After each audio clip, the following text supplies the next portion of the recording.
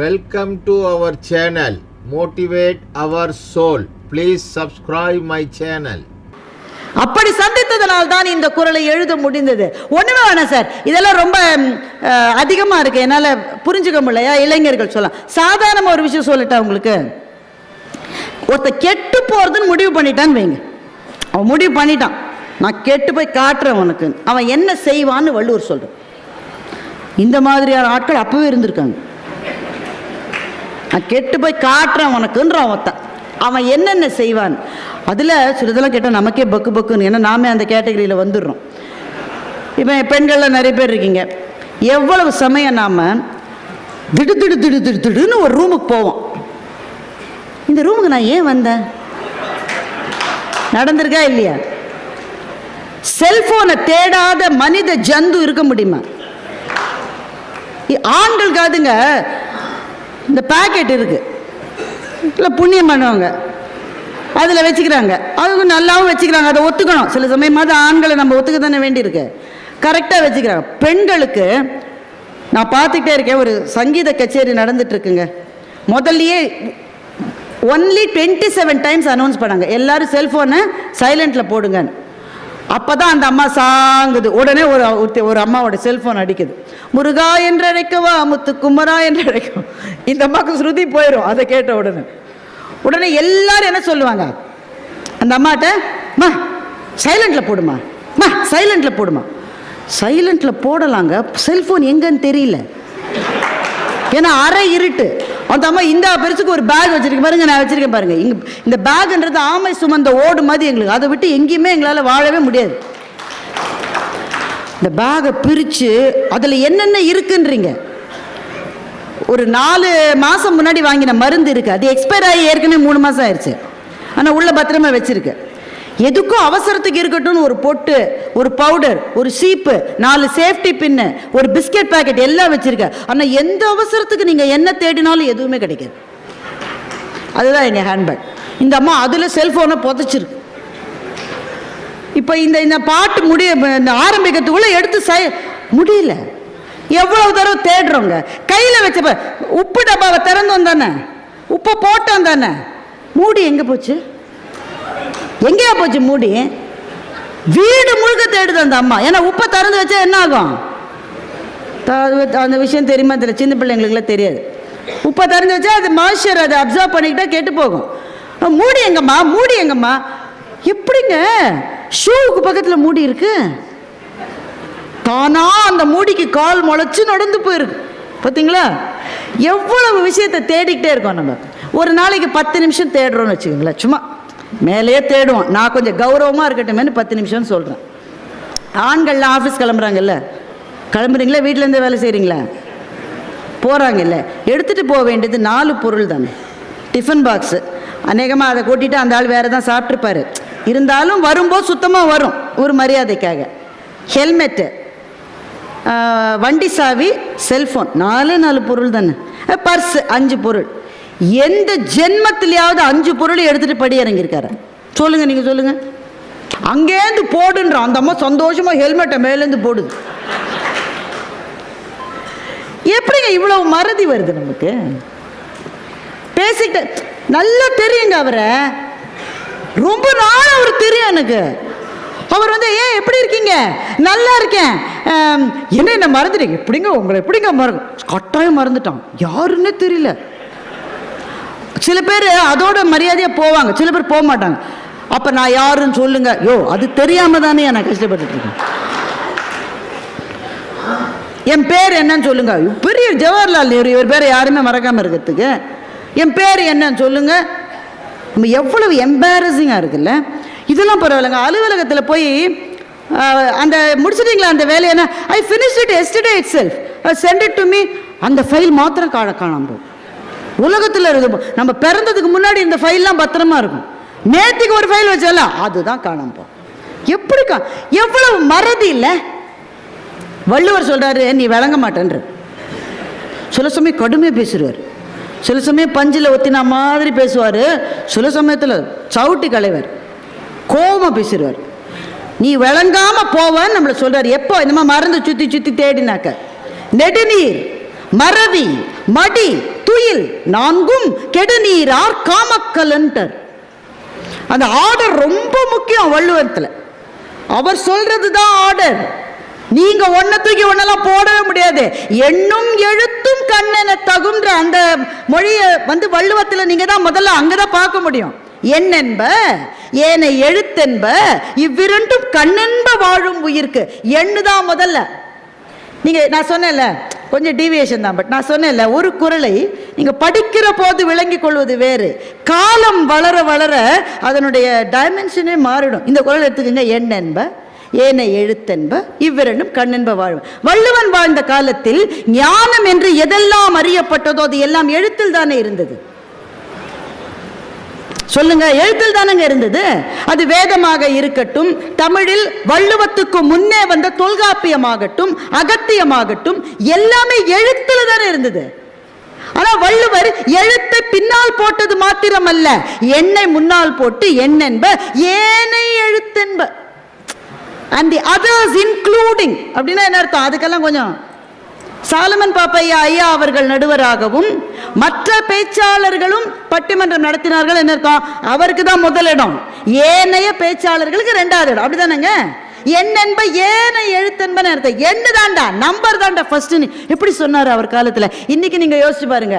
Artificial intelligence is going to rule us நம்ம பேசிட்டு இருக்கோம். மொத்த கம்ப்யூட்டருமே எண்களால் மாத்திரம் தான் இயங்குகிறது.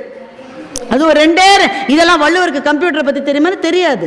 ஆனா எதிர்காலத்தை பார்க்கக்கூடிய ஒரு நுண் பார்வை அவருக்கு ஏதோ இருந்திருக்கிறது.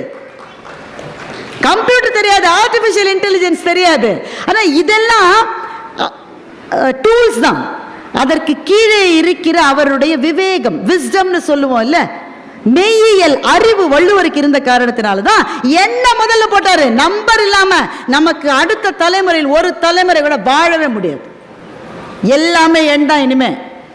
அப்படிதான் இருக்க போகுது. இது ஏதோ ஒரு விதத்தில் வள்ளுவர் தெரிந்து கொண்டிருக்கிறார் என்று நினைக்கிறப்ப ஆச்சரியமா இருக்கு. அதனால அந்த ஆர்டர் ரொம்ப முக்கியம். அந்த குறளுக்கு திரும்ப போலாம். நெடுநீர். நெடுநீர்னா என்னங்க? நெடுநீர்னா என்ன? ப்ரொக்ராஸ்டினேஷன் ஆங்கிலத்தில் ஒரு சொல் இருக்கு. நெடுநீர் 5 நிமிஷத்துலயே முடிச்சிடலாங்க. அந்த புதுசா கல்யாணம் ஆகி ஒரு பொண்ணு வந்திருக்கு, பாவம், அதை நான் தப்பா சொல்லல, நல்ல பொண்ணு. நீங்க சாம்பார் வச்சா எவ்வளவு நேரம் ஆகும் சொல்லுங்க? சும்மா சொல்லுங்க. ஒரு 20 நிமிஷம், 25 நிமிஷம். முன்னாடியே பருப்பு இருந்ததுன்னா 10 நிமிஷம். அந்த பொண்ணு கல்யாணம் பண்ணி வந்திருக்கு. அந்த பொண்ணோட அம்மா சொல்லிருக்கு, ரொம்ப நல்லா சமைப்பாங்க, பீட்சா பர்கர் பாஸ்தாலாம் செஞ்சா ஊரே மணக்கும். சாம்பார் வைமா, நமக்கு அதானே பிடிச்சிருக்கு, சாம்பார் வைமா. நம்ம உள்ள போகிறதுக்கு நமக்கு பயமா இருக்கு. ஏன்னா அந்த பொண்ணு என்ன உங்க அம்மா பின்னாடியே வந்து வேவு பார்க்குறாங்கன்னு சொல்லிடுமோ. இந்த அம்மா ஹால்லேயே உட்காந்துருக்கு பக்கு பக்குன்னு. வீட்டுக்காரருக்கு பசி. அவரே போய் கேட்க மாட்டார். வீட்டுக்காரன் ஆயிடுச்சுன்னு கேளு, ஆயிடுச்சுன்ற சரிங்க, பொறுமையா இருங்க, இப்போ தானே சாம்பார் வச்சுக்கிட்டு 3:45 மணி நேரம் ஆச்சு, இன்னும் பொண்ணு வெளியில வரல, சாம்பார் தாளிக்கிற வாசனையும் வெளியில வரல. சாம்பாரை வச்சதோ எதை வச்சதோ யாருக்கு தெரியும்? அப்போ 25 நிமிஷத்துல செய்ய வேண்டிய ஒண்ணுத்த 3:45. நம்ம பையன் படிக்கிறானே எப்படின்றீங்க? 7 மணி நேரம், 7 hours I studied மச்சான் அப்படிமா. எவ்வளோடா படிச்சிருக்க? 1:45 பக்கம் படிச்சிருக்கான். அதுவே இன்னும் நிறைய டவுட்ஸ் இருக்கு அவனுக்கு. இதுதான் நெடுநீர், ப்ரொக்ராஸ்டினேஷன். தள்ளி தள்ளி போடுறது, தள்ளி தள்ளி போடுறது. முக்கியமான விஷயத்தை நம்ம எவ்வளோ பேர் தள்ளி போடுறோம்? டாக்டர் சொல்லியிருக்காரு 3 மாதத்துக்கு ஒரு தடவை செக்கப் வரணும்னு. அந்த அம்மா என்ன சொல்லுது? பார்த்துக்கலாம், திரும்ப திரும்ப அப்படித்தான் வந்து அதே சொல்லும். இது தள்ளி போடுகிற விஷயமா இது? ப்ரொக்ராஸ்டினேஷன். அதுதான் நெடுநீர்னு சொல்கிறார். நெடுநீர் மறவி. இப்போ நான் சொன்னேன் அதுதான் மறதி. சில சமயம் நாங்கள் இப்போ நிறைய பேப்பரில் ஏகத்துக்கு ப்ரிப்பேர் பண்ணிட்டு வருவோம். முக்கியமான டாபிக்ங்க, நிறைய ப்ரிப்பேர் பண்ணல, ராத்திரிலாம் முழிச்சு ப்ரிப்பேர் பண்ணி பேப்பரை வீட்டிலே வச்சு ட்ரெயின் இருக்கும். அப்புறம் என்ன பயன்? அதில் மறவி, மறந்து போகிறது. நெடுநீர் மறவி மடி. மடினா ஒன்றும் இல்லை, சோம்பல். சிம்பிளாக சொல்ல போனால் சோம்பல். பார்த்துக்கலாண்டா மச்சான், அப்புறமா வரும்போது. இதுதான் சோம்பல். நெடுநீர் மறவி மடி துயில். துயில்னா நீங்க சரியா ராத்திரி படுத்து காலையில மட்டும் தூங்குறீங்களே, அந்த துயில் தேவை. சில பேர் 2 மணிக்கு தான் அந்த பிள்ளைங்க படுக்குது, 2 மணிக்கு தான் படுக்குது. அது மட்டும் ஃபோனில் ஏதோ பண்ணிக்கிட்டே இருக்கு. நாம் ஒரு கண்ணாடியை போட்டுக்கிட்டு 2 வெளிச்சத்துக்கு நடுவில் பண்ணாலே நாம் கல்ச்சருக்கு பதிலாக வல்ச்சர்னு அடிச்சுட்டோம். கல்ச்சர் அடிக்கிற பேர வல்ச்சர் அடிச்சிட்டான். இந்த பிள்ளைங்களுக்கு கண்ணாடி வேணாம், வெளிச்சம் வேணாம், போர்வையை போட்டுக்கிட்டு அப்படியே அடிச்சுட்டு இருக்கு. ஒரு தப்பு இல்லை. 3 மணிக்கு தூங்குது, காலையில் எப்போ எந்திரிக்குது? Early morning 11 o'clock எந்திருக்கு.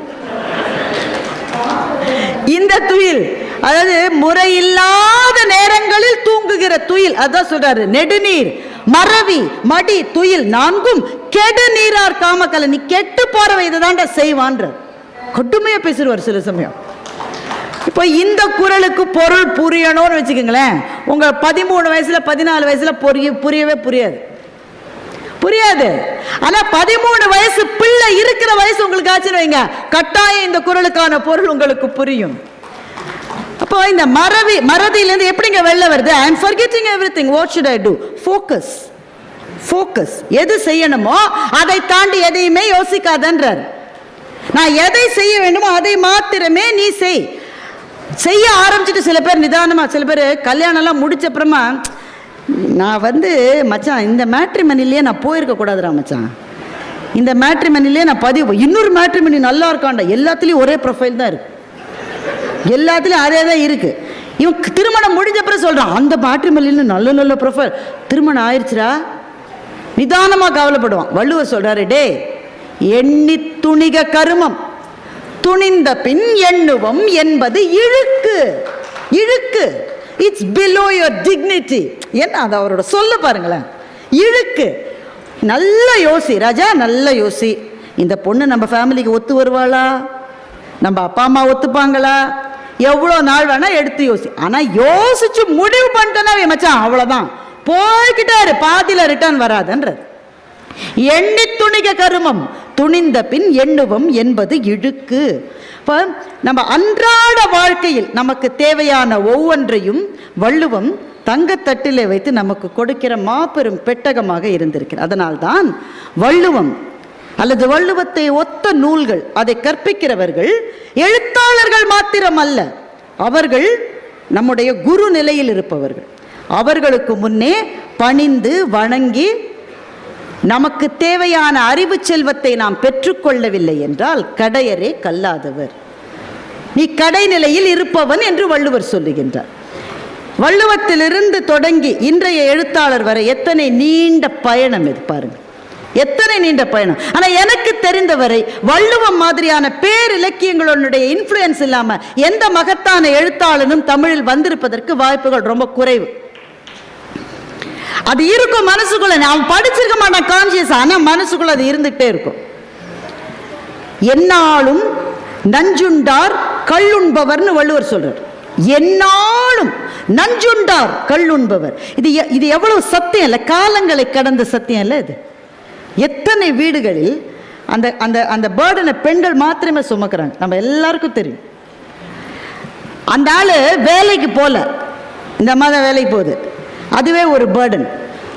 அதோடு அவன் விட்டானா போய்கிட்டே இருக்கான் கடைக்கு போய்கிட்டே இருக்கான். உடம்பு சரியில்லாமல் போகுது, அவனுடைய மருத்துவத்தை இந்த அம்மா தான் கவனிக்கணும், அவனையும் இந்த அம்மா தான் கவனிக்கணும். நீ ஹாஸ்பிட்டல் அவனை வச்சு பார்க்கும்போது இந்த அம்மா வேலைக்கு போக முடியாது. எத்தனை விதத்திலே அவன் ஒரு சுமையாகி போகிறான். அதனால தான் வள்ளுவர் சொல்றாரு, என்னாலும் நஞ்சுண்டார் கள்ளுண்பவன். நீ விஷத்தை நீயே சாப்பிட்றடா தம்பி, யாராவது விஷம்னு உனக்கு கொடுத்தா நீ அதை சாப்பிடுவியா? ஆனா நீ சாப்பிடுறியடா தம்பி, என்னாலும் நஞ்சுண்டார் கள்ளுண்பவர். அதே வள்ளுவர் இன்னொரு இடத்துல சொல்றாரு, நீ விஷத்தை கூட சாப்பிடலான்ட்டு. நமக்கு ஆச்சரியமா இருக்குல்ல, கள்ளுண்பவனை நீ நஞ்சுண்டவன் என்று சொன்னவர் இன்னொரு இடத்திலே என்னாலும் நஞ்சுண்டார் கள்ளுண்பவர் சொல்றார். இன்னொரு இடத்துல நீ விஷத்தை கூட சாப்பிடுன்ட்டார். எப்ப சொல்ற தெரியுமா? பெயக்கண்டும் நஞ்சுண்டு அமைவர் நயத்தகு நாகரீகம் விரும்புபவர்னு சொல்லிட்டு வேண்டுபவர்னு சொல்லிட்டார்.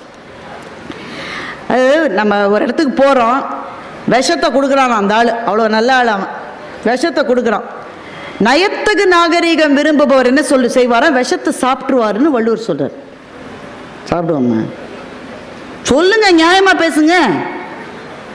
தெரியுண்டா டே, உங்களை பத்தி எனக்கு தெரியுண்டா, நான் டவுட்ல தாண்டா வந்தேன் பாரு, வீடியோ கேமரால கூட எடுத்துட்டேன் பாரு மச்சான், நேர போலீஸ் அப்படித்தானே சொல்லுவோம். நாகரீகம் விரும்பி நஞ்சை உண்போமா? எனக்கு இந்த குறள் எனக்கு பிடிக்கவே இல்லை. இந்த குறள் இதெல்லாம் பிராக்டிக்கல் இல்லைன்னு நான் நினச்சேன். ஆனால் ஒரு சம்பவம் நடந்தது. அகமதாபாத்தில் ஒரு பட்டிமன்றம், எங்கள் ஐயாவோட நாங்கள் போயிருக்கோம். அங்கே தமிழ் குடும்பங்கள் நிறைய இருக்குங்க. குஜராத்தில் ஆயிரக்கணக்கில் இருக்குது. அவர்கள் பல தலைமுறைகளுக்கு முன்னாலே அங்கே போனவர்கள். அவங்களுக்கு வந்து தமிழ் மொழி கொஞ்சம் கொஞ்சம் தெரிஞ்சிருக்கே தவிர தமிழ் சாப்பாடெல்லாம் அவங்க விட்டு விலகிட்டாங்க. நாம் நம்மளை மாதிரி இட்லி, வடை, போண்டா, சாம்பார் அதெல்லாம் அதுலேருந்து விலகிட்டாங்க அவங்க. அதில் ஒரு ரொம்ப வறிய குடும்பம், ஏழை குடும்பம். ஐயாவை பார்த்து கை கூப்பி, ஐயா நீங்கள் எங்கள் வீட்டுக்கு சாப்பிட வரணும்னு அந்த ஆண் குடும்பத் தலைவர் கேட்டுட்டார். எங்கள் ஐயா வந்து அவர் தர்மதான பிரபு. அவர் வருகிறவங்க நாளைக்கு வர்றோன்ட்டார். அந்த வீட்டுக்கு போனால் டேபிள் சேர் இல்லை. இவருக்கு வந்து தரையில் உட்கார்றது கஷ்டம். பார்த்த உடனே நான் ராஜா சார்லாம் கொஞ்சம் பேக் அடிக்கிறோம். தரையில் உட்கார முடியாத அவர் சொல்ல, நான் உட்காருவேனே. உட்கார முடியாது அவருக்கு. நான் உட்காருவேனே, உட்காந்துட்டார் தரையில். அப்புறம் அவங்களுக்கு வந்து இலையெல்லாம் கிடையாது, ஒரு பிளேட்டு மாதிரி அலுமினிய தட்டு தான் இருந்தது.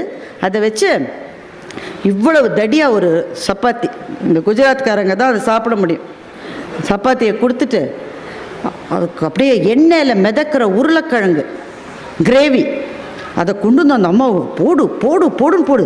அதை பார்த்தாலே நமக்கு வயிறு சரியில்லாமல் போகும். சாப்பிட வேணாம், பார்த்தாலே நமக்கு முடியாது. நாங்கள்லாம் பேக் அடிச்சிட்டோம், நல்லா இருக்குங்க, அப்புறம் கூட சாப்பிட்றோம். எங்கள் நடுவர் வந்து நல்லா சாப்பிட்றாரு. விடு, வேய்மா வேய்மா. நான் சொல்கிறேன், ஐயா நம்ம ப்ரோக்ராமுக்கு வந்திருக்கோம், உடம்பு கேட்டு போக்கோம் போகிறோம். இருமா, நீ நல்லா இருக்கு, நீ வைமா. வீட்டுக்கு திரும்பி போகும்போதே அவருக்கு உடம்பு சரியில்லை. வீட்டில் நாங்கள் தங்கியிருக்கிற ஹோட்டலுக்கு திரும்பி போகும்போது அவர் உடம்பு சரியாமல் போயிடுச்சு. நாங்கள் உடனே சும்மா இருப்போம்மா, நான் சொன்னேன்ல உங்கள்கிட்ட, வீட்டில் அப்படி தானே சொல்லணும், சொன்னோம் இல்லையா உங்ககிட்ட, சாப்பிடாதீங்கன்னு சொன்னோம்ல, எதுக்கு ஏன் சாப்பிட்டீங்க, அது ஒத்துக்காதுன்னு தெரிஞ்சு ஏயா சாப்பிட்டீங்க. நான் சாப்பிடலன்னா அந்த வீட்டுக்காரம்மாவை அந்த ஆள் போட்டு அடிச்சிருப்பான்டான்னு அவர் சொன்னார். அந்த அம்மாவுக்கு அதுதான் செய்ய தெரியும், வேறு எதுவும் செய்ய தெரியும். சோறெல்லாம் செய்யறதுக்கு பழக்கம் விட்டு போச்சு. அதுக்கு தெரிஞ்சது அது செஞ்சது. நான் சாப்பிடலன்னா இவன் போட்டு அடிச்சிருப்பான். ஒருத்தவங்க வராங்கன்னா உனக்கு வைக்க தெரியாதா, ஆக்க தெரியாதான்னு அடிச்சிருப்பான். அதுக்காக தான்மா சாப்பிட்டேன். இப்போ எனக்கு ஒன்று ஒத்துக்காதுன்னு தெரிந்த பிறகும் இன்னொருவர் துயரப்படக்கூடாது என்று சாப்பிட்டால் அது நஞ்சை சாப்பிடுவது மாதிரி தானே. பெயக்கண்டும் நஞ்சுண்டு அமைவர் நயத்தகு நாகரீகம் வேண்டுபவர் அப்படின்ற குறளுக்கு பொருள் புரியணும்னா இப்படி ஒரு சம்பவத்தை நீங்க சந்திச்சிருந்தாதான் அந்த குறளுக்கான பொருள் புரியும். அப்போ குறளிலிருந்து வாழ்க்கையை அறிவதல்ல, வாழ்க்கையிலிருந்து குறளை புரிந்து கொள்ளுவது என்ற எல்லைக்கு நம்ம இட்டு செல்லுவது தான் திருக்குறள். அன்றிலிருந்து தொடங்கி இன்று வரை இருக்கிற படைப்பாளிகள் நமக்கு குருவாக ஞானத்தை சொல்பவர்களாக இன்றைக்கும் இருக்கிறார்கள். ஜெயமோகனுடைய அபாரமான ஒரு சிறுகதை, அதோடு நான் என் பேச்சு நிறைவு செய்ய போகிறேன். ரொம்ப பிரீஃபாக சொல்லிடுறேன். அந்த கதையை நீங்கள் தான் படிக்கணும். இங்கே அந்த கதை இருக்குன்னு நான் திறந்து ஜன்னலை திறப்பேன், வாசலை நான் திறப்பேன், நீங்கள் தான் உள்ளே போகணும். அருமையான ஒரு கதை. ஒருத்தர் இருக்கான், அவனுக்கு எப்போ பார் தற்கொலை நினைவு. எந்நேரமும் தன்னுடைய தற்கொலையை விதவிதமாக கற்பனை பண்ணி பார்க்குறான். நான் தற்கொலை பண்ணி என் உடல் விழுந்து கிடக்கிற இடத்திலே மழை பெய்து கொண்டிருக்க வேண்டும்னு ஒரு ஆசை. இப்படி ஒரு ஆசை ஒரு ஆளுக்கு இருக்குமா? அவனுக்கு இருக்கு. விதவிதமாக கற்பனை பண்ணுறான். அப்புறம் ஃப்ரெண்ட்ஸ் எல்லாம் சொல்லி டாக்டர்கிட்ட கூட்டிகிட்டு போகிறாங்க. சைக்கியாட்ரிஸ்ட்டை கூட்டிகிட்டு போகிறாங்க. சைக்கியாட்ரிஸ்ட் சொல்கிறாங்க, சார் நீங்கள் உள்ள கதவை தாப்பா போட்டுட்டா நாங்கள் வெளியிலேருந்து திறக்க முடியாது சார். உங்கள் மனம் என்பது ஒரு கதவு, நீங்கள் தாப்பால் நீக்கினாதான் வெளியிலேருந்து நாங்கள் வந்து உங்களுக்கு உதவி செய்ய முடியும். அந்த மன சோர்வு இருக்கிறவர்களுக்கு அவங்க மற்றவங்களை தன்னுடைய மனசுக்குள்ள வர்றதுக்கு அவங்க இடம் கொடுக்கணும், ஸ்பேஸ் கொடுக்கணும். வள்ளுவர் இதை இன்னொரு இடத்துல சொல்றாரு, மனநலம் என்னும் நலனுடைமைன்ற வார்த்தையை சொல்றாரு. மனநலம்ன்ற சொல்லு வள்ளுவர் காலத்திலிருந்து இருக்கு.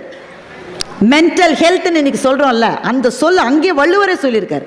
இந்த கதையில மருத்துவர்கள்லாம் you have to cooperate, but he is not able to cooperate.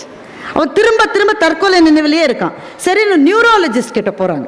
Neurologist சொல்கிறாரு, இது கொஞ்சம் உங்கள் நர்வ்ஸில் கூட ஏதோ ஒரு பிரச்சனை இருக்கலாம், ஆனால் என்ன பிரச்சனைனே கண்டுபிடிக்க முடியலன்ட்டாங்க. எல்லா டாக்டரும் கைவிட்ட உடனே இந்த ஆள் தற்கொலை பண்ணுதுன்ற முடிவுக்கு போயிட்டான். முடிவு படி எங்கே இடத்துல தற்கொலை பண்ணலான்னு தேடுறான். இது கூகுள் எவ்வளவு விதத்தில் நமக்கு உதவி செய்கிறது பாருங்க. தேடுறான்.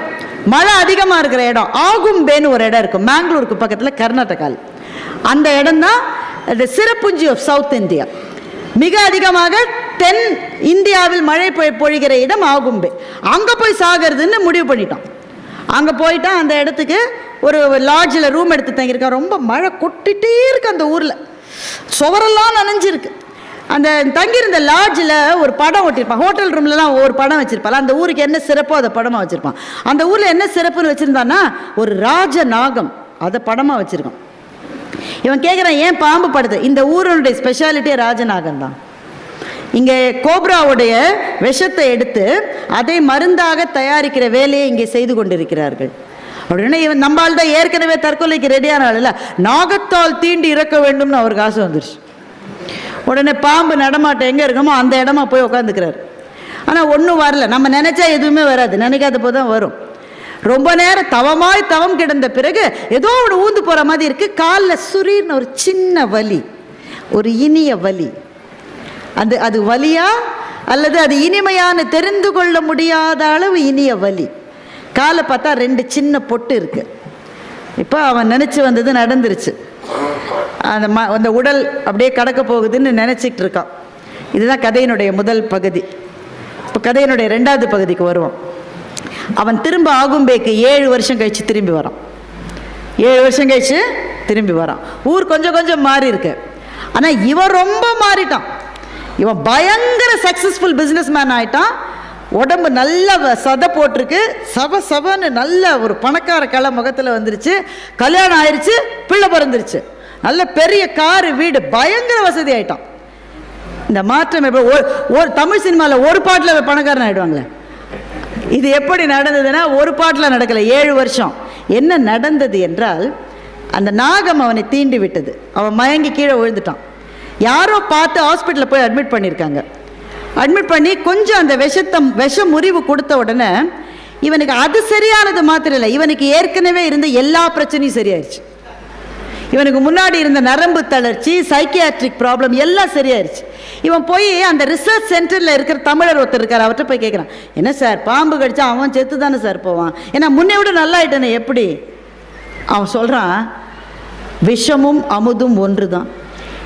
எது விஷமோ அதுவே அமுது, எது அமுதோ அதுவே விஷம். எந்த அளவுன்றது தாங்க மாற்றம். அந்த நாகம் உங்களை தீண்டுச்சுல்ல, அது உங்கள் மீது கருணை கொண்டு ரொம்ப கம்மியான அளவு நஞ்சதான் கொடுத்துருக்கு. உங்களுடைய பிரச்சனைக்கு மருந்தே அந்த விஷம்தான். அந்த விஷத்திலேருந்து தயாரிக்கிற மருந்து தான் உங்களுக்கு ஆக்சுவல் மெடிசன். அதை அந்த நாகமே கருணை கொண்டு உங்களுக்கு டோசேஜ் கொஞ்சம் ஏத்திருந்தது வச்சுக்க, நாகம் நேர பரலோகம் தான். சரியான டோசேஜ் கொடுத்ததுல முன்ன விட நீங்க நல்லா ஆயிட்டீங்க. இதுதான் கதைங்க, இதுக்கு மேல கதை இல்லை. ஆனா அந்த ஒரு லைன் இந்த கதையில நிக்குது, அமுதும் நஞ்சும் ஒன்று. எது அமுதோ அது நஞ்சு, எது நஞ்சோ அதுவே அமுது. இப்ப நீங்க யோசிச்சு பாருங்க, நம் ஒவ்வொருவரின் வாழ்க்கையிலும் எதை அமிர்தம் என்று நினைக்கிறோமோ அதுதான் நமக்கு நஞ்சு, எது விஷம் என்று நினைக்கிறோமோ அதுதான் நமக்கு மருந்து. டோசேஜ் தான் வித்தியாசம். என்ன ஒருத்தன் அவமானப்படுத்தினா அது எனக்கு விஷமா? விஷம்.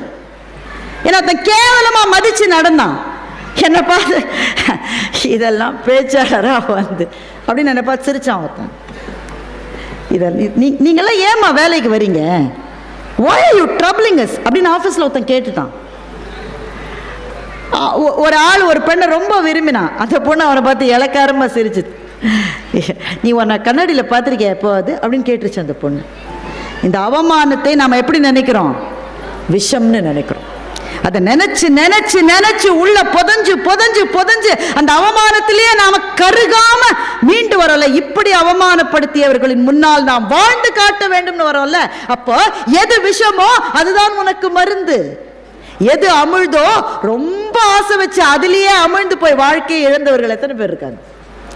எதை அமிழ்தம் என்று நீ தேடி போனாயோ அது நஞ்சாகும், எதை நஞ்சு என்று நினைத்தாயோ அது உனக்கு மருந்தாகும் என்றால் இந்த கதை நமக்கு சொல்லுகிற மாபெரும் விஷயம் ஒண்ணு இருக்கு.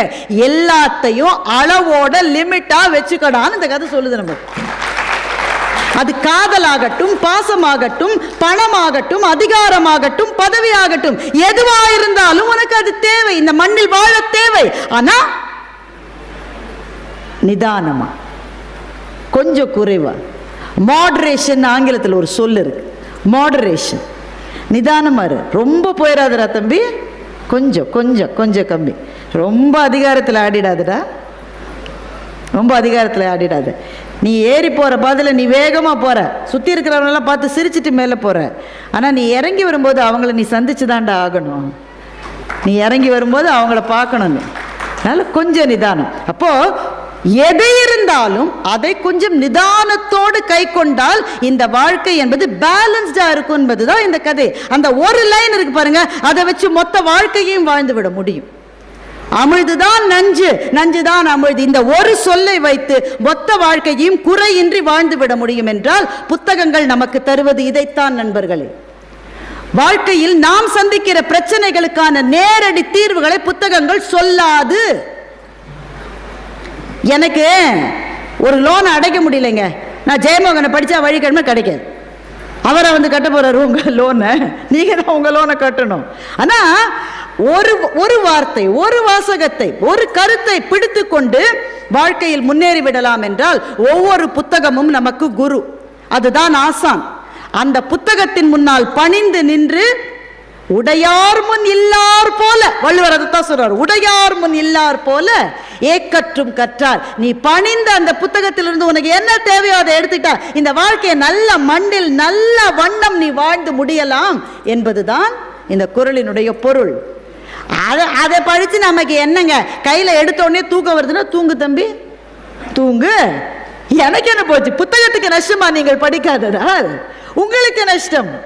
கடையரே கல்லாதவர். அப்ப படிக்க வேண்டும் என்ற ஆர்வத்தை, அந்த விருப்பத்தை, அந்த ஆசையை, அந்த தாகத்தை உங்களுக்குள் ஏற்படுத்திக் கொள்ளுவது உங்கள் வாழ்க்கையில் நீங்கள் வெற்றி பெறுவதற்காக. அந்த எழுத்தாளருக்கு நன்மை வரும், ஆனால் எழுத்தாளன் தனக்கு நன்மை வர வேண்டும் என்று எழுதுபவன் அல்ல. புதுமைப்பித்தனை பத்தி சொன்னார் அவர், புதுமைப்பித்தனை பத்தி சொன்னார். புதுமைப்பித்தன் வாழ்ந்த காலத்தில் என்ன கொடுத்தது இந்த சமூகம்? புதுமைப்பித்தனுக்கு எதையும் கொடுக்கவில்லை. பிள்ளைக்கு சோறும் மருந்து கொடுக்க முடியலைங்க புதுமைப்பித்தனால. மகாகவி பாரதியை பற்றி சொன்னார். 39 ஆண்டு கால வாழ்க்கையில் என்ன கிடைத்தது பாரதிக்கு? அவர்கள் தங்களுக்காக அல்ல, இனி காலம் காலமாக வாழப்போகிற மக்களுக்காக தங்களினுடைய எழுத்துக்களை விட்டு சென்றிருக்கிறார்கள் என்றால் உங்களுக்கான புத்தகத்தை தேர்ந்தெடுங்கள். அந்த புத்தகத்தை எழுதியவனை உங்கள் ஆசான், உங்கள் குரு, உங்கள் ஆசிரியர் என்று கைகூப்பி தொழுது வணக்கமாக வாழ்க்கைக்கு தேவையானதை வாங்கி கொண்டால் உங்கள் வாழ்க்கை மேன்மையுறும். அதுதான் உடையார் முன் இல்லார் போல ஏக்கற்றும் கற்றார் கல்லாதவர் என்று வள்ளுவன் சொன்ன ஒரு சின்ன 2 அடிகளுக்குள் வாழ்க்கையை வாழுகின்ற வித்தை இருக்கிறது. அதுதான் தமிழ், அதுதான் இலக்கியம். நன்றி, வணக்கம்.